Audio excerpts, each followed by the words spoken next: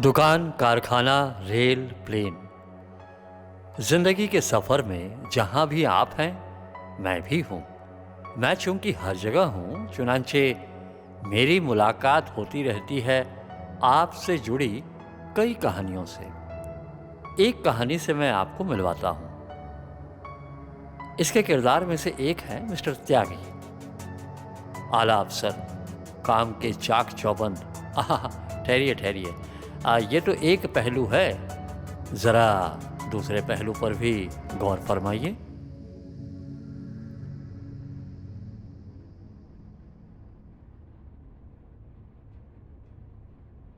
लीजिए। Thank you. ठीक है सर, मैं चलता हूँ। ठीक है।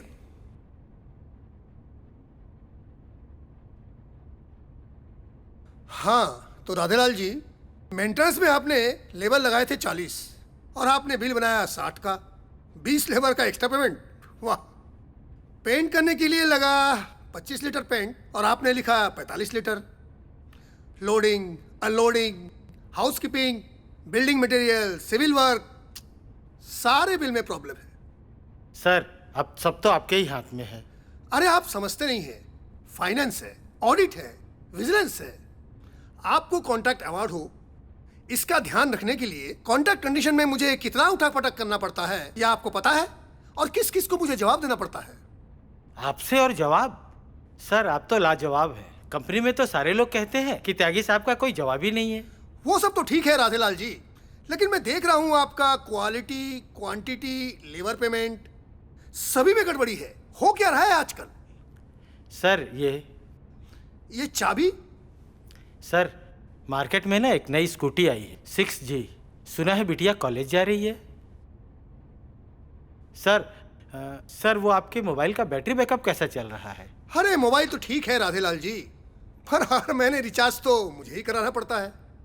सर, ईयरली बैकअप डलवा देते। सर, वैसे मेरा बिल? हो जाएगा राधेलाल जी, हो जाएगा। अरे पिछले 2 साल से कोई भी बिल आपका पेंडिंग हुआ है क्या? देखिए, हम तो ठहरे पब्लिक सर्वेंट, इसीलिए तो कंपनी हमें पैसा देती है। हाँ, मेरा तो एक ही प्रिंसिपल है, वर्क इज वर्कशिप। सर, आप जैसा हर कोई सोचे ना तो ये देश कहाँ से कहाँ पहुँच जाएगा। अरे हाँ, एक बात याद आया। मैडम कह रही थी कि घर में 2 लेबर से काम नहीं चले, कम से कम 3 लेबर भेजिए। ठीक है? वर्क बहुत ज्यादा है ना। और एक काम करिए, 1 घंटे बाद आकर अपना अगला वर्क ऑर्डर नागवंशी से ले लीजिए। ठीक है? सर, हाईवे के ना प्राइम लोकेशन में एक प्लॉट है, अगर आप बोले तो मैं बात आगे बढ़ाऊं? अरे ये सब बात तुम मैडम से ही फाइनलाइज करो, मेरे से मत करो।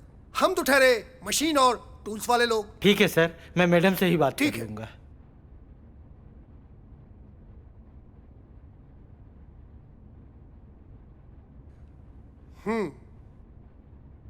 सर, आपसे मुझे एक बात करनी थी। हाँ बोलिए, क्या बात है? सर, आपसे एक बात करनी थी। सुनिए, ये राधेलाल जी का बिल है, कवरिंग लेटर लगाकर डिस्पैच कर दी, अर्जेंट है। हाँ, और राधेलाल जी का नेक्स्ट ऑर्डर का क्या हुआ? जी वो बात क्या नागवंशी जी, कई दिन से देख रहा हूं कि आपका पेपर में गड़बड़ी है। नो, ऐसा नहीं चलेगा। सर, मेरी बात तो सुनिए सर। कॉन्ट्रैक्टर राधेलाल की बहुत सारी शिकायतें आ रही है सर। मटेरियल से लेके ट्रांसपोर्टेशन तक हर जगह इरेगुलरिटीज है। तो इससे तुम क्यों दुबले हो रहे हो? मैं हूं ना इसको देखने के लिए। बट सर, साइट पे वर्कर्स चर्चा कर रहे हैं, हमारे ऑफिस में ऑफिस स्टाफ भी दबी जुबान से बात कर रहे हैं सर। क्या कह रहे हैं?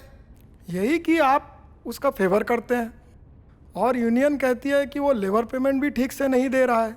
इस विषय में शायद वो आपसे मिलने भी आएंगे सर। आने दीजिए, मुझे क्या, इससे मुझे क्या करना है? मैं क्या कर सकता हूँ? उनको अगर ऑब्जेक्शन है तो हायर मैनेजमेंट से कंप्लेन करें, मैनेजमेंट देखेगी क्या करना है, मैं क्या करूँ? सर, पब्लिक प्रॉपर्टी और कंपनी के बेहतरी के लिए इस पर सोचने का दायित्व तो हम सब पर है ना सर। देखो नागवंशी, अब तुम बुकिश लैंग्वेज यूज कर रहे हो। जिंदगी की अपनी एक किताब है और किताब की एक जिंदगी। हमें इनकम टैक्स भरना पड़ता है, सर्विस टैक्स भरना पड़ता है। हम कहाँ से लाएंगे इतना पैसा? हम ठहरे सर्विस क्लास लोग। मुझे तो लगता है सर, इस मामले में आपको कोई सीरियस एक्शन लेना चाहिए। नागवंशी, बॉस कौन है, तुम कि मैं? तुम्हारे काम में आजकल बहुत सारी खामियां दिख रही हैं मुझे। देखो, नोटशीट पर टाइपिंग एरर, फाइलिंग पर पेपर मिसिंग है, डाटा अपडेट नहीं है, हाउसकीपिंग पुअर है।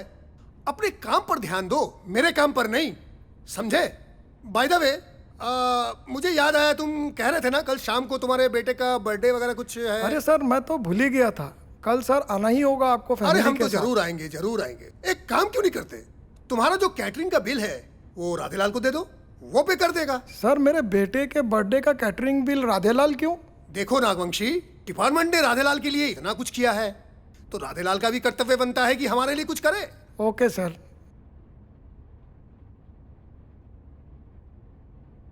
बाय द वे, क्या नाम बताया तुमने? दोमन लाल। आए तो हो तुम 3 लेबर और काम होपलेस।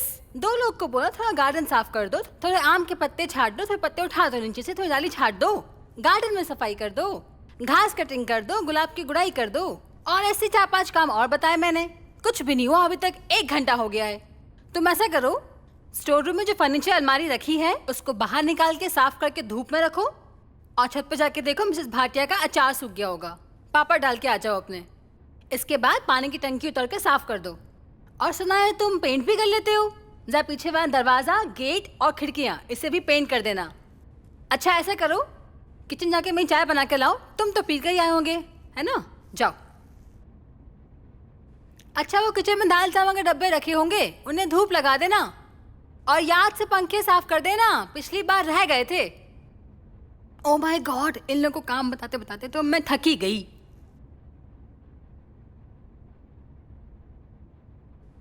क्या वहां रखो?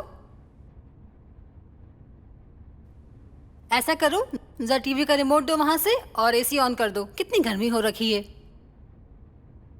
क्या मेरा मुंह क्या देख रहे हो? जाके स्कूटी धो दो, कार वॉश कर दो, लगे हाथ गैरेज धो देना। जाओ। ये लोग काम तो ऐसे कर रहे हैं कि रात यहीं कर देंगे। मिसेस अग्रवाल बताई थी कि उनके यहाँ 5 लेबर है, अभी इनको बोलती हूँ। अरे यहाँ देखो, तुम्हारा काम गया भाड़ में। आज मुझे 5 लेबर होना, कितना काम पड़ा है यहाँ पर, हैं? रखो फोन, 5 लेबर भेजो। दोमनलाल, मेरा स्लीपर तो वॉश करके दे दो, मैं जाऊं कैसे बाहर? सुनते हो? कहाँ हो तुम? तुम्हारे लिए एक सरप्राइज गिफ्ट है। कहाँ हो तुम? अच्छा आ गए आप, 1 मिनट। क्या बात है, आज बड़े खुश नजर आ रहे हैं। चाय ले आती हूँ आपके लिए। अरे बैठो तो सही, मैं बताता हूँ।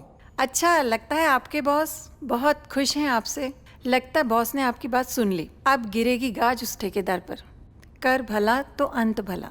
अरे रश्मि, हमारा बेटा शशांक बहुत लकी है। कल बॉस उसके बर्थडे पर एक स्पेशल गिफ्ट देने वाले हैं। लो, इसमें इतना खुश होने की क्या बात है? बर्थडे में गिफ्ट देना तो कॉमन सी बात है। ये कोई ऐसा वैसा गिफ्ट नहीं, स्पेशल गिफ्ट है। जानती हो क्या, बॉस ने कहा है कल हमारे बेटे के बर्थडे का कैटरिंग का बिल हमें नहीं, हमारा ठेकेदार राधे लाल देगा। हो गई ना शॉक्ड? ये खास नजरें इनायतें तुम पर क्यों? आप क्या जानोगी मैडम, सेक्शन ऑफिसर का ऑफिस स्टेटस। साहब मुझसे राय लिए बिना कोई फाइल आगे नहीं बढ़ाते, पत्ता भी नहीं खड़कता मेरे इशारे के बिना। सोच लो, यही है मेरे एफिशिएंसी का रिवार्ड। तुम गलतफहमी में हो, इसके पीछे कोई और ही मामला है।